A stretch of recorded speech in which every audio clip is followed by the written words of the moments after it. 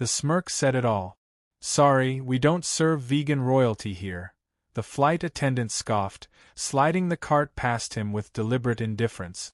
Elias Ward sat motionless, his hands folded, eyes calmly following the crew member's retreat. No outrage, no argument, just silence. He was seated in 1A. Not just any seat, but the premier first-class corner on the airline's most prestigious international route. A space typically reserved for celebrities, dignitaries, and the powerful. Ward qualified on every count. Billionaire tech CEO. Global philanthropist. The kind of man whose face adorned magazine covers and whose tweets shifted market. But today, none of that mattered. He was black. And vegan. And apparently that made him a target. The cabin shimmered with polished luxury. Champagne bubbles, silk pillows, hushed conversations. But the elegance was a mask. Beneath it was a brittle smugness, ready to snap. Elias had arrived early, dressed in minimalist travel wear, no flashy accessories, no security entourage. Intentional. Incognito.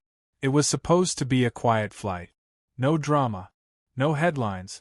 Just reflection time before a global summit where he was set to announce a billion-dollar equity initiative. Instead, he was being treated like an imposter in a space he partially owned. When he'd booked the flight, his assistant had confirmed the details. A custom plant-based menu, pre-approved by the airline's hospitality division. Elias didn't demand special treatment. He required standards. Standards that he helped write as a silent shareholder. His company, Verdance Capital, owned nearly 12% of the airline. He was not a guest. He was the architect. And yet, they didn't see him.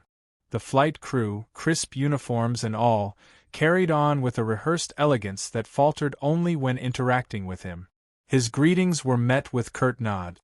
His boarding pass was inspected twice. No eye contact. No warmth.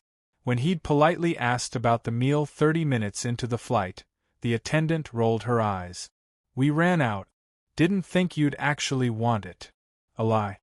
He had watched them serve other meals, none matching his request. The menu had his order printed clearly on the manifest. This wasn't forgetfulness. This was subtle sabotage. The kind that lives in whispers and professional smiles. Elias remained composed. Years of navigating boardrooms and barriers had taught him the art of patience. Outbursts earned labels. Restraint earned control. But the silence wasn't surrender. It was strategy. 2 rows behind him, a white businessman, bloated with self-importance, received 2 entree options, though he'd only requested 1. When the same attendant offered Elias a meat-based alternative, it came with a smirk and a whisper. Didn't think kings had dietary restrictions. He didn't respond. The rest of the flight blurred into passive contempt. His glass stayed half empty. His headphones, accidentally, disconnected from the entertainment system. A nearby crew member chuckled as she dropped the wine list beside him instead of handing it over. He wasn't invisible. He was being targeted, deliberately and without fear of consequence. Other passengers noticed. A woman across the aisle gave him a sympathetic look, then quickly looked away, unwilling to become collateral. A younger staff member passed him a napkin with, "I'm sorry. This isn't right," scribbled on it. Elias read it once, folded it neatly, and placed it inside his travel journal. He knew what they were thinking. He wouldn't do anything. He wouldn't dare. They believed his silence was their shield. That status wouldn't protect him. That he'd walk off that plane with nothing but bruised pride. But Elias didn't carry pride. He carried receipt.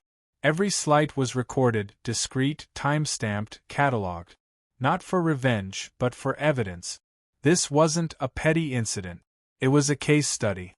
A microcosm of how discrimination hides behind corporate courtesy. It wasn't about one bad meal. It was about culture, how prejudice, unchecked, becomes policy. How microaggressions metastasize into institutional rot. The flight began its descent into New York. The skyline emerged beneath the clouds, sparkling in morning sunlight. Passengers prepared for landing, unaware that the most consequential moment of the journey was about to happen after touchdown. Elias fastened his belt. He didn't look angry. He looked focused, intent. His phone buzzed, 3 notifications. One from his assistant confirming the board's meeting agenda. Another from his media team. The last, a meme sent by his goddaughter. It read, "Never let the fool have the final word." He smiled. Because that's what they had done. Given him the final word. And Elias Ward never wasted words. As the plane touched the tarmac, rolling to a smooth stop at JFK's VIP terminal, the crew stood poised to deliver faux warmth. Passengers gathered their things. Apologies and goodbyes were exchanged across rows. When the head flight attendant offered Elias a token smile and a flippant, "Hope your flight was comfortable, mister?" He met her gaze for the first time, fully. He replied softly. It was revealing. No anger. No volume. Just clarity. She blinked, unsure if it was a compliment or a threat.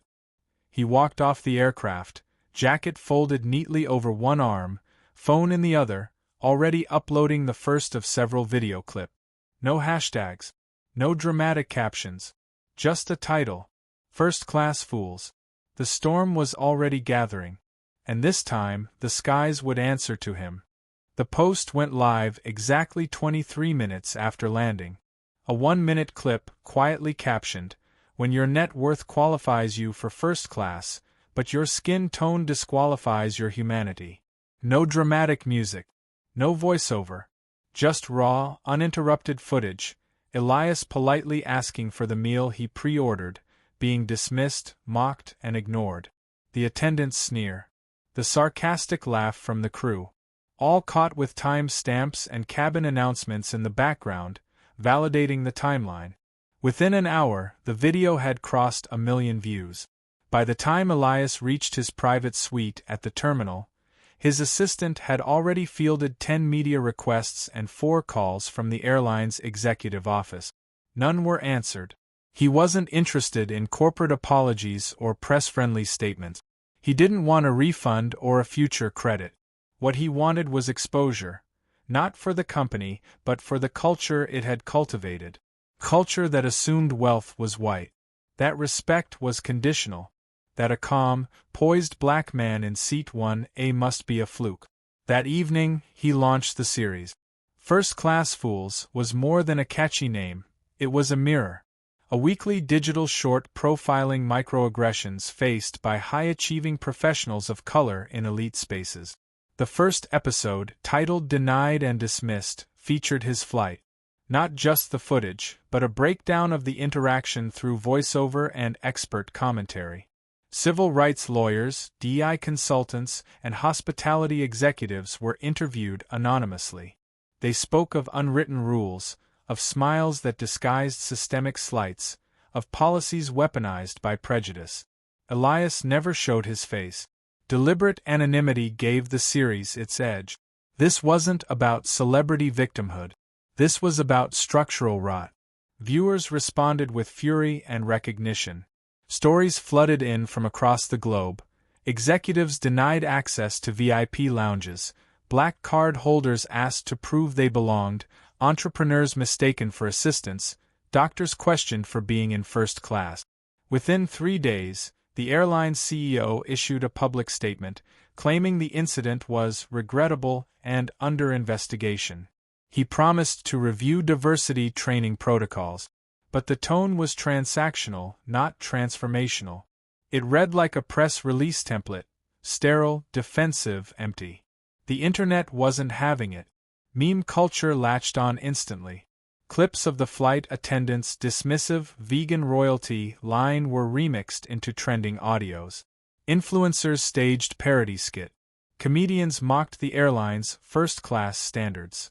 Gen Z activists compared the airline's apology to every fake, "we take this seriously" statement that came before. Hashtags like #FirstClassFools and #MealsOverMorals began trending. Corporate sponsors started distancing themselves. A major beverage brand suspended their in-flight contract pending review. The flight attendant, previously anonymous, was doxxed within 72 hours. Her private posts revealed a pattern: racist memes, subtle jabs at woke culture, jokes about entitled passengers. She became a symbol of elite bigotry in uniform. Her past couldn't be scrubbed fast enough. Elias said nothing. Not online. Not in interviews. Not even when a prominent talk show begged him to speak. His silence fueled speculation, which only increased the reach of his content. His restraint wasn't about mystery, it was about mission. He wasn't interested in personal fame. He was interested in systemic change. He understood that ego would dilute the message. So he stayed quiet and watched the ripple become a tidal wave. The airline's internal team scrambled. A leaked memo revealed they were reviewing the future of key personnel. Another leak showed panic in the C-suite as board members demanded a crisis strategy. Elias had not filed a lawsuit. He had not named names. But they knew. And that terrified them more than litigation. He had become a symbol, and symbols don't settle quietly. On day 5, Elias dropped the second episode. This time, he featured another black executive. A Harvard-educated CFO denied entrance to a luxury hotel lobby because security didn't believe she was a guest. She had been there for a Forbes interview. The footage was damning. Her humiliation, her composure, the nervous guard who eventually admitted he was just following protocol. The pattern was clear. It wasn't about mistakes. It was about design. Audiences began drawing connections. Systemic exclusion. Weaponized professionalism. Performance over presence. Elias wasn't documenting one incident. He was exposing an industry. Hospitality. Aviation. Finance. Anywhere exclusivity was sold as luxury. The idea that respect had a dress code and a skin tone. Sponsors panicked again. The airline's stock dipped 4%. Investors called emergency meetings. Several crew members from the flight were placed on administrative leave. But it was too late for quiet corrections. The crew had become internet clowns. Their behavior, attitude, even body language was dissected in reaction videos and commentary breakdowns. Their smirks were screen captured. Their tone was memified. They had become the very fools in first-class fools. Elias' assistant called him on day 7. The airline wanted to discuss closure. They offered a private apology, a charity donation in his name, even a panel seat on their new inclusion task force. Elias declined. Instead, he responded with one sentence: "Closure comes after accountability, not before it." That same night, an independent journalist released a deep-dive investigation confirming that the flight crew had received Elias' dietary preferences 72 hours before departure and had deliberately overridden it. Internal messages showed one crew member joking, "Let's see if he makes a scene. Bet he won't." Another replied, "He's probably just a social media CEO." They were right about one thing. He was on social media. By day 8, the series had 12 million subscribers across platforms. Schools began using the videos as part of their diversity training. HR departments scrambled to update conduct policies. Airlines around the world rushed to showcase their inclusive upgrades. Elias hadn't fired anyone. Not yet. He hadn't named the airline in his post. He hadn't even claimed credit. But the ecosystem knew. The industry knew. The board of directors knew. He was no longer just the man in seat 1A. He was the force redefining what first class meant, not access to luxury but access to dignity. And that terrified the people who had built their power on exclusion. The world was changing, not because he shouted, but because he showed the truth and let the world shout for him. On the 10th day, Elias received a call from a number he hadn't seen in years. It was Martin Graves, chairman of Helios Aviation's board, the airline at the center of the scandal. Their paths had crossed once during a merger deal Elias declined. Now Graves wasn't calling as a peer. He was calling like a man holding a cracked dam with bare hands. Elias let it ring 5 times before picking up. Graves didn't mince words. The airline's stock was in freefall. 3 major contracts had been suspended, including international partnerships tied to executive travel packages. The board was splintered. The CEO was facing internal calls to resign. But what worried Graves most wasn't the media or the memes. It was the employee base. Ground crews, pilots, and junior staff were starting to speak out, anonymously at first, then openly. They shared stories of bias, toxic culture, and retaliatory silence. Elias hadn't just embarrassed the airline. He had ignited a fire within it. Graves made an offer. A blank check. Help them design a new leadership structure. Guide a diversity and inclusion overhaul. Publicly endorse the airline's commitment to change. In exchange, full cooperation, restitution, and the resignation of the flight crew in question. Elias said nothing for a moment, then responded evenly, "You still think this is about PR? It's about power. You've misjudged that twice now." That night, Elias met privately with the airline's head of operations, an executive who'd quietly messaged him to express support. What Elias needed wasn't money or influence. He had both. What he needed was transparency. The internal files, the messages, the logs that proved this wasn't one incident, it was a system. She handed over access to 6 years' worth of misconduct reports, most of them buried. Pilots reprimanded for racist jokes, complaints dismissed without review, disciplinary records wiped clean for senior crew members.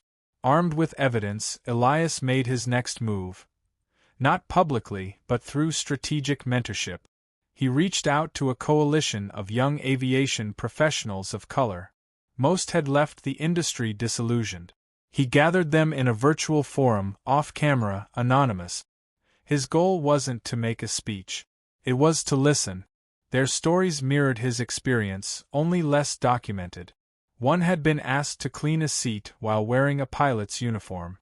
Another had been mistaken for a baggage handler while on duty in full regalia. Each story was a thread in a larger tapestry of erasure. He asked them one question: what would an airline look like if it wasn't built to exclude you? The answers formed the blueprint for a new initiative, Ascendair. Not a competitor airline, but an advocacy and accountability platform dedicated to transforming how the aviation industry handled race, representation, and respect. With Elias funding, they began building the foundation. Independent audit, transparent conduct tracking, diversity benchmarks tied to executive bonuses, cultural bias simulations, passenger review systems that went beyond customer satisfaction to measure equity in service delivery. Meanwhile, the pressure on Helios Aviation mounted. First Class Fools released its 3rd episode, an exposé of racial bias in airline hiring practices. It revealed that while over 60% of cabin crew applicants of color passed all assessments, only 12% were hired. A deeper dive into promotional pathways showed that minority staff took, on average, 5 years longer to reach senior ranks, if they ever did. The data was unshakable. The response was deafening. Mainstream media, slow to act at first, finally caught up. Primetime anchors ran segments. Congressional leaders called for hearings. Civil rights organizations launched petitions. What had begun as a quiet slight on one flight was now a global conversation about access and assumptions in elite travel. Elias still hadn't named the crew, but their images had been immortalized in digital history. Their condescension had become a cautionary tale. Helios couldn't wait any longer. They sent out a final internal memo. The crew had been terminated. No lawsuit. No resistance. Just a short statement: this no longer aligns with our values. But Elias wasn't interested in hollow sacrifices made under duress. Firing the crew without addressing the system that bred them was cosmetic. Real accountability required structure. So Elias forced a new one. He arranged a closed-door meeting with Helios board. He didn't walk in angry. He walked in with a proposal. Helios would become the first airline to partner with Ascendair. They would commit to quarterly bias audit.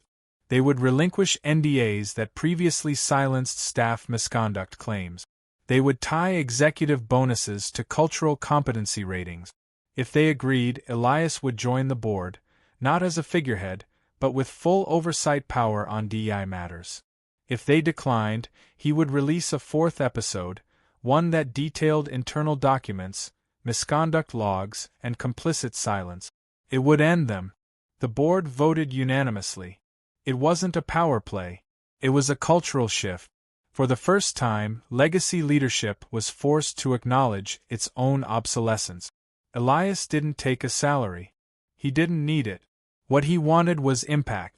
He pushed for reforms that reached beyond Helios. He began conversations with regulatory agencies. He sponsored scholarships for underrepresented youth to enter aviation careers. He challenged gatekeepers to let go of legacy thinking and invest in structural equity, not just surface representation. Back online, the narrative began to change. The hashtags were still loud, but now there were new ones. Hashtag redefining first class, hashtag legacy to leadership, hashtag ascend not exclude. Critics who once mocked Elias for overreacting now studied his method. Universities began citing first-class fools as case studies in social change leadership. He had built a movement without shouting, without lawsuits, and without begging for change. Still, Elias knew this wasn't redemption. This was reclamation. He hadn't set out to humiliate anyone. He had simply refused to be humiliated. His dignity wasn't for debate, and his strategy wasn't driven by vengeance. It was a demand for visibility, for growth, for shared elevation. The people who'd tried to diminish him hadn't realized that sometimes the most dangerous man in the room isn't the loudest, it's the one who makes silence louder than shame. And in that silence, the world had finally listened. The backlash didn't end with Helios Aviation. As the First Class Fools series gained global traction, other airlines started scrambling to scrub their records. Passengers began revisiting their own travel experiences. Some dug up receipts, others posted old footage of racially motivated mistreatment. The domino effect was swift and unforgiving. Brands that had long worn thin veneers of inclusion now found themselves stripped bare in front of millions. Elias had unintentionally triggered an industry-wide reckoning, and he wasn't slowing down. He partnered with a team of behavioral scientists to build a digital tool that allowed passengers to anonymously report discrimination and misconduct during flight. Within days of launch, over 10,000 entries flooded in, some mundane, others harrowing. A flight attendant mocking a passenger's accent. A black teenager told to move seats for balance, while a white couple was upgraded.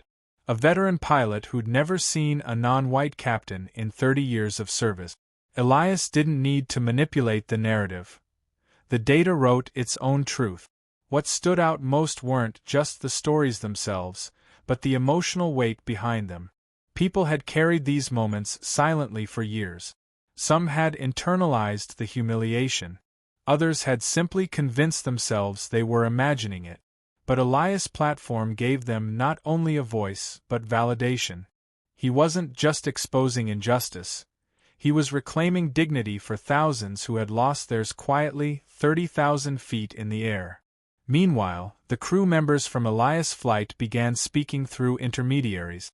First came the justifications: miscommunication, unclear protocols, dietary confusion. But no one was buying it. Then came apologies wrapped in self-preservation. One even released a public letter claiming the viral humiliation had ruined her life. Elias didn't respond publicly. He didn't need to.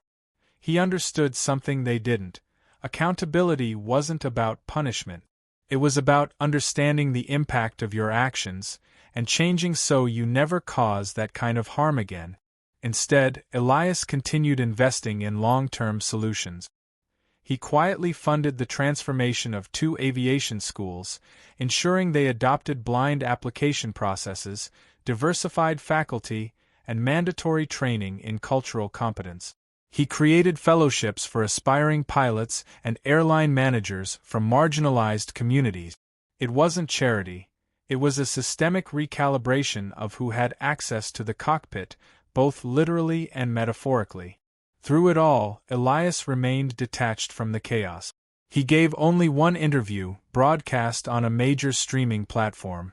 No flashy edits, no branding, just a calm, direct message. "This isn't a war," he said. "It's a mirror.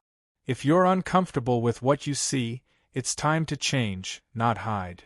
The clip was viewed over 40 million times in 3 days. It was clipped, remixed, and turned into motivational soundbite. But none of the noise distracted him. He had already shifted into the next phase. He launched Project Legacy, a mentorship network linking experienced professionals with underrepresented young talent in aviation, aerospace, and logistics. The model was simple: skill, guidance, elevation. No pity. No savior complex. Just people unlocking doors that had been closed too long. The program grew fast, with over 5,000 sign-ups in its first quarter. Corporations who once ignored Elias now approached him for consultation.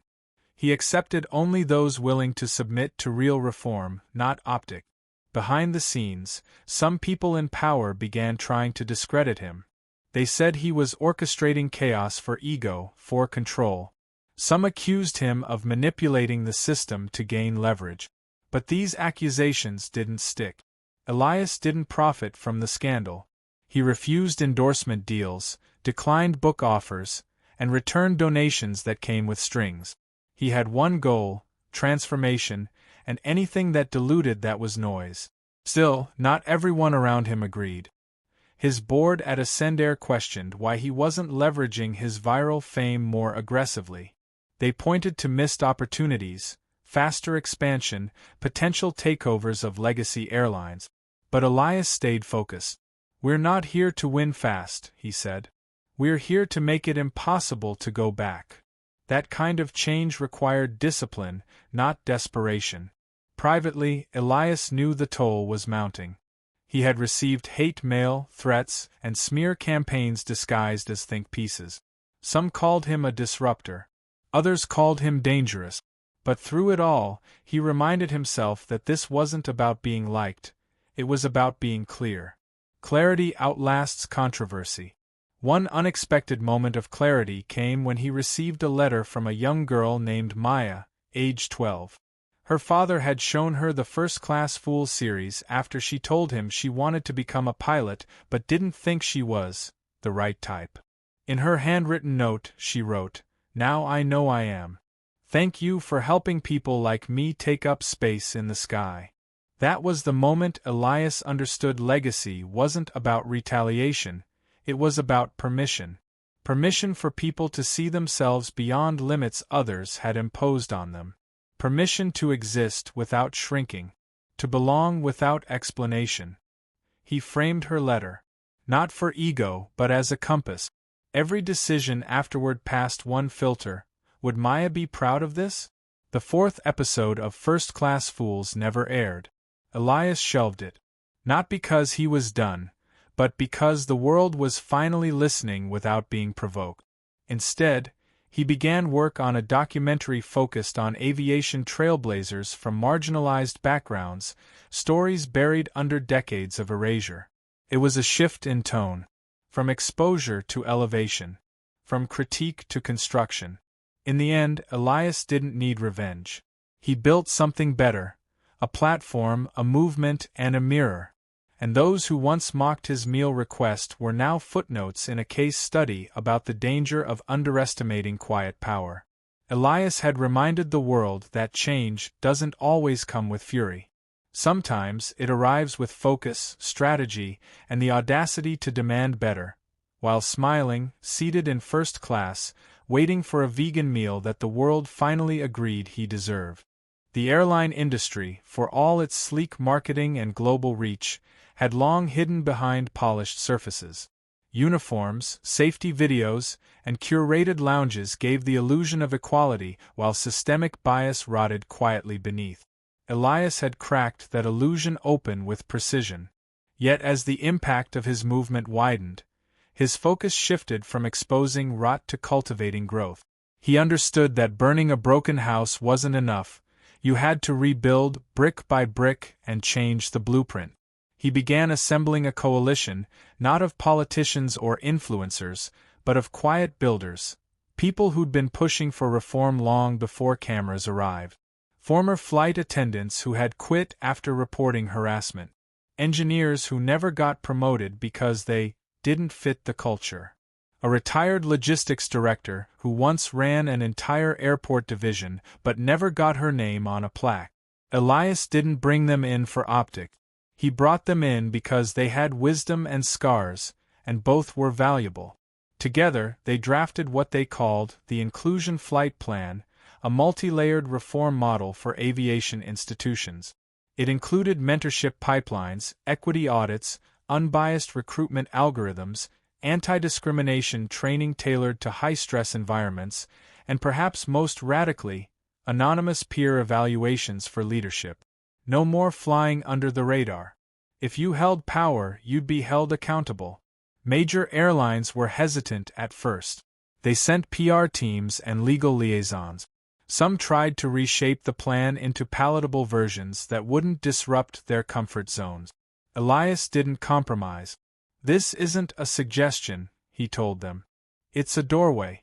You either walk through it, or history records that you refused." The clarity of his stance didn't invite argument. It demanded alignment. Meanwhile, grassroots momentum surged. Aviation students started requesting sessions from the Inclusion Flight Plan Consortium. Unions that had been historically fragmented by racial or regional divides began uniting under shared purpose. It wasn't just about representation anymore. It was about redefining professionalism to mean something deeper than polish and posture. It meant empathy, fairness, and self-awareness, and those who couldn't meet that standard would be left behind. The very airline that had once denied Elias his vegan meal found itself on a public apology tour. But they didn't just issue a press release.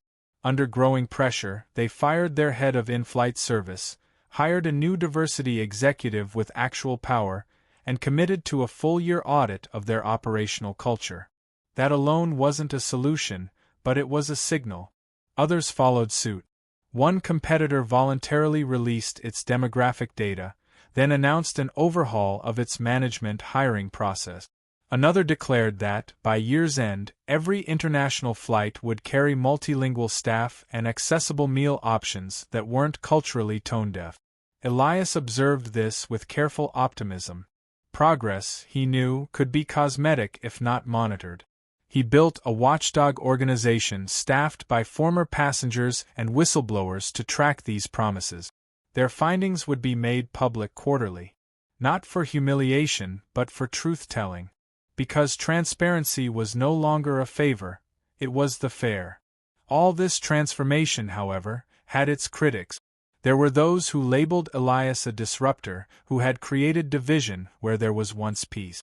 Industry executives whispered about him trying to become the shadow CEO of commercial aviation.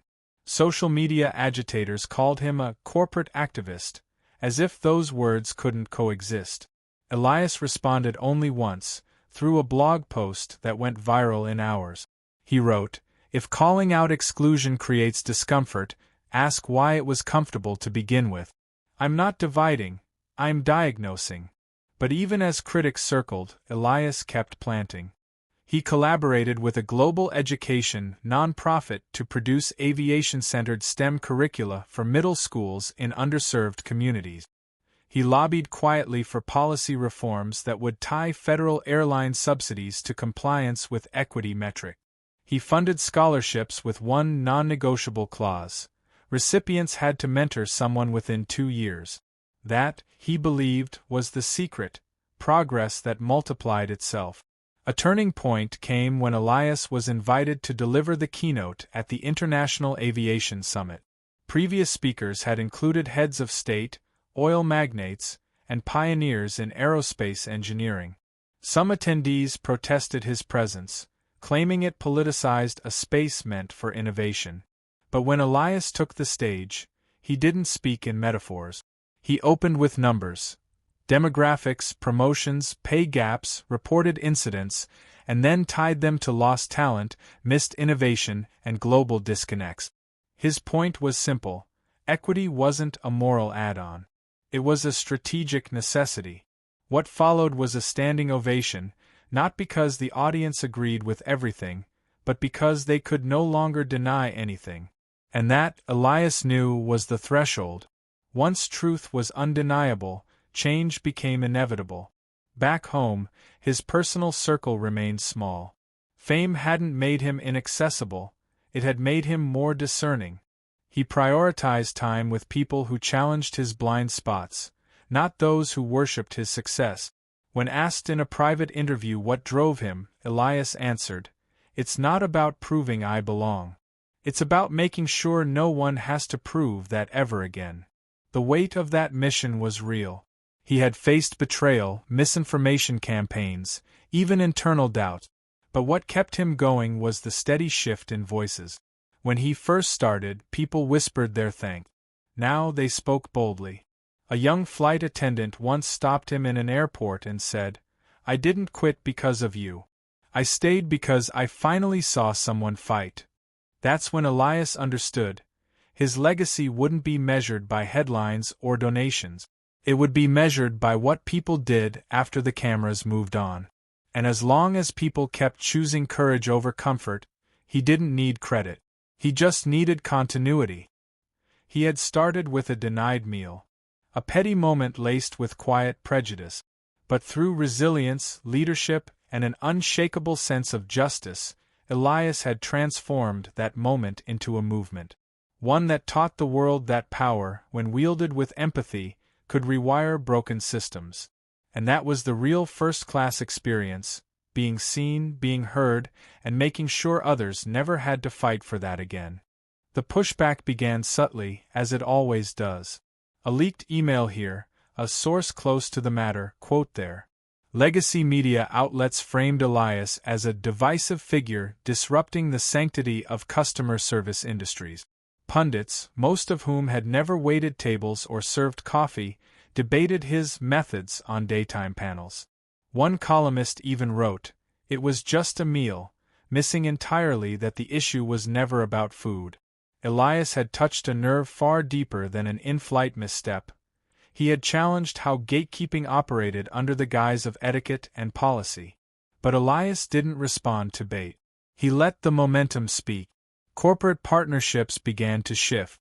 HR departments quietly reached out for licensing rights to the Inclusion Flight Plan. Airlines that once denied his meeting requests were now rolling out internal training materials inspired by his public speeches. It wasn't about Elias becoming an institution, it was about the institution realizing it had been broken long before him. At a private forum attended by senior executives from across sectors, Elias posed a question that silenced the room. Are you invested in looking fair, or in being fair when no one's watching? That question didn't just linger. It ignited something. A week later, a major hotel chain announced an overhaul of their internal conflict escalation protocols. Not as PR, as policy. Inspired by the airline fallout, they recognized the need to get ahead of cultural shifts before the market turned on them too. Meanwhile, social media had evolved from viral outrage into organized pressure. Influencers, activists, and everyday travelers formed coalitions that tracked corporate behavior. Elias's nonprofit published a public accountability index, which ranked travel and hospitality companies based on measurable equity standard. The companies on top of the list leaned in, touting their inclusion scores like badges of honor. Those on the bottom scrambled to avoid boycott. Accountability was no longer a rare demand, it had become a standard of excellence. But as the movement professionalized, Elias faced a new challenge: internal expectation. His team, loyal and driven, began overextending themselves. They worked 16-hour days, skipped meals, burned out in silence. Elias had created a cultural firestorm, but he now realized he was at risk of replicating the very culture he fought to change. He gathered his leadership team and told them bluntly, "If building an equitable future requires sacrificing your health, then we're just repainting the same old empire." So, he instituted a radical restructure. Mental health stipends. Mandatory rest week. No meeting Fridays. He hired well-being coaches. Not just for optics, but because movements cannot survive if their architects collapse. It was a necessary pivot, a personal act of humility. The message was clear. Accountability begins at home. Still, the bigger mission loomed. One incident on one flight had evolved into a mirror held up to an entire system. But Elias knew that to ensure lasting change, he had to plant roots deep enough to hold when public attention shifted. He began working with academic institutions to embed the principles of the Inclusion Flight Plan into hospitality and business curriculums. If students graduated already fluent in equity as operational priority, then change wouldn't be situational, it would be systemic. One university even named a scholarship after him. He quietly redirected the spotlight to the recipients instead. They were first-gen students, multilingual, brilliant, each with a story more powerful than his. They didn't need a pedestal. They needed access, and Elias made sure they got it. Meanwhile, his own story began to take on mythical proportions online. Memes depicted him as a modern-day titan toppling corporate dysfunction. TikToks parroted the original airline crew's incompetence with cartoonish absurdity. But what began as satire grew into societal introspection. If this could happen in first class to a black CEO, what happened in coach to a working-class immigrant? What about the gate agent who gets racially profiled by her own manager? The movement grew not just broader, but deeper. Elias noticed a shift in language. Terms like inclusion metrics, empathy ROI, and cultural fluency started appearing in investor calls and startup decks. Not as buzzwords, but as essential pillars of long-term sustainability. Businesses that once sidelined DEI were now embedding it into their strategy deck. And that wasn't performative. It was pressure-tested capitalism learning that bias was a liability. His organization scaled globally. Chapters opened in Europe, Africa, Southeast Asia. Not all regions shared the same battles, but all faced exclusion in some form. So, Elias adapted the framework. He empowered regional leaders to localize the playbook. What worked in Atlanta didn't always apply to Lagos. What felt urgent in London might be different in Delhi. But the values held: dignity, fairness, accountability, and growth. He rejected interviews that framed him as a savior. He wasn't one. He was simply a man who'd refused to swallow disrespect and had used his influence to pull others into the light. That kind of leadership didn't rest on charisma. It thrived on consistency. One afternoon, a former flight attendant from the same airline reached out. She had been on a different route the day Elias was denied service. She had seen the fallout and feared for her job. But in the months that followed, she found her voice. She became a whistleblower, documenting years of discriminatory behavior hidden behind company smiles. Her bravery led to the resignation of 3 senior managers. She didn't ask for praise. She just wanted to thank him for proving that silence was no longer the safest choice. Stories like hers kept pouring in. A pilot who called out his union rep for dismissing minority complaints. A hotel staffer who used Elias's framework to train her team after a racially charged incident. A young woman who chose to go into aviation law because of one viral headline that changed her view of power. Elias rarely paused to reflect, but in these moments, he allowed himself a breath. Not of pride, but of clarity. He hadn't changed the world. He just nudged it decisively toward a better one. A world where calling out injustice wasn't a career risk, it was a leadership quality. A world where forgiveness wasn't weakness, but the strongest lever for reinvention. He continued the work. Quietly. Relentlessly. He stopped replying to every media request, choosing instead to mentor emerging leaders. They carried different identities, brought new battles, and saw angles he didn't. That was the point. Elias didn't want to be remembered for ending a culture. He wanted to be known for helping others build a new one. It had never been about a meal. It was about what we tolerate in silence and what we choose to confront with integrity. Elias had simply asked a question and refused to let the world look away. The aftermath of Elias's decision to terminate the entire flight crew rippled far beyond the airline's boardrooms. The story became a lightning rod, a case study in how one moment of discrimination could trigger a cascade of cultural reckoning. Elias's firing was not just about individual accountability, it was a loud statement that the old ways had no place in a world demanding equity. The airline's executives scrambled to control the narrative, but the damage was irreversible. Social media had already rewritten the rules. Public outrage was no longer fleeting, it was sustained and strategic. Elias's viral web series, First Class Fools, evolved into more than entertainment. It became a platform for exposing systemic prejudices that passengers and employees alike had endured in silence. Each episode highlighted absurd, discriminatory incidents from various airlines and hospitality services. What set the series apart was Elias's refusal to vilify individuals without context. He consistently framed these moments as symptoms of entrenched biases, not isolated acts of malice. This approach invited viewers to consider their own complicity and inspired meaningful conversations about change. The airline industry, long resistant to disruption, faced mounting pressure. Major carriers launched diversity audits, hiring third-party experts to assess unconscious bias and discriminatory practices in customer service. Training programs were overhauled, no longer relegated to check-the-box exercises but integrated into performance metrics. The conversation shifted from simple compliance to genuine transformation. For the first time, inclusion became a measurable business imperative. At the heart of this shift was a broader cultural awakening. Elias's story underscored the intersectionality of discrimination, how race, class, and cultural identity influenced everyday interactions, often invisibly. He encouraged leaders to embrace empathy as a critical skill, not just a feel-good concept. Empathy, he argued, was the foundation of effective leadership and sustainable organizational growth. It demanded listening without defensiveness, acknowledging harm, and committing to repair. Elias's leadership style evolved too.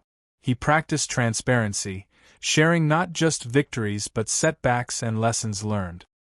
He openly discussed the emotional toll of carrying a movement on his shoulders, emphasizing resilience as a collective effort.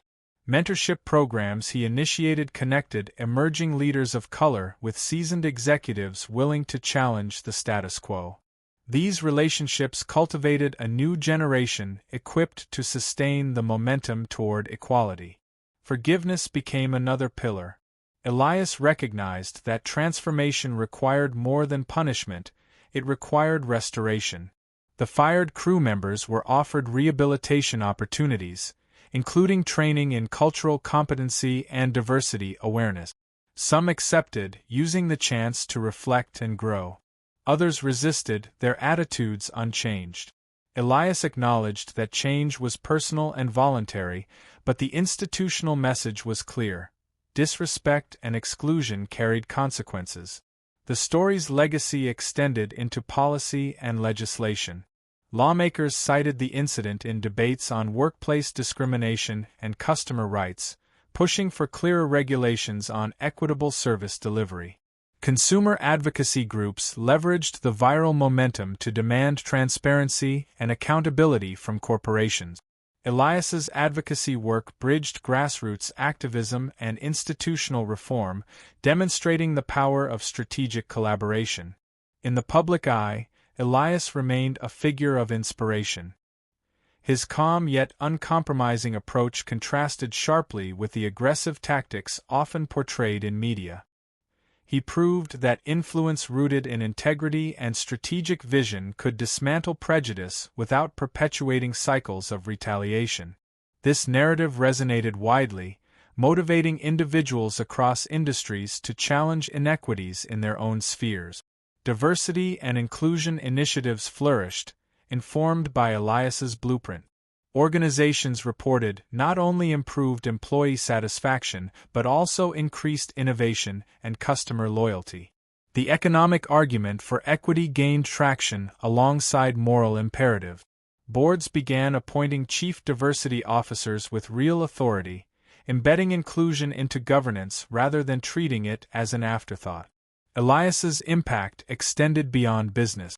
Educational institutions incorporated case studies from first-class fools into curricula on ethics, leadership, and social justice. Students engaged with the material critically, connecting it to broader societal challenges. The scholarship programs Elias supported expanded, empowering underrepresented youth to pursue careers in leadership and advocacy. His story became a catalyst for generational change. Through it all, Elias remained grounded.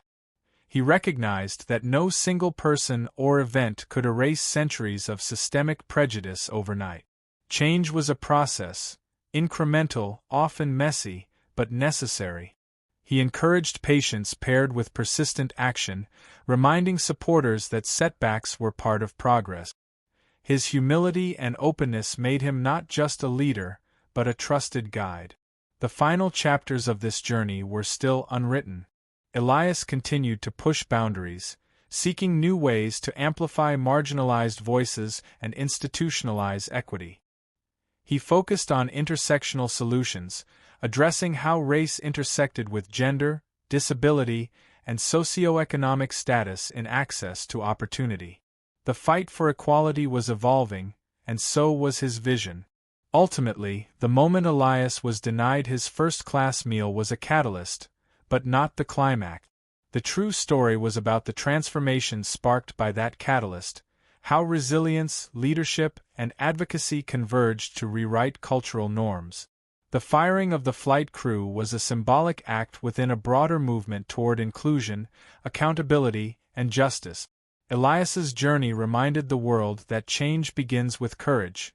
The courage to stand against discrimination, to demand fairness, and to lead with empathy. It showed that power wielded responsibly could dismantle prejudice and build a legacy rooted in equality. His story was not just about a black CEO or a flight crew, it was about humanity's capacity to grow beyond its limitations and envision a more just future.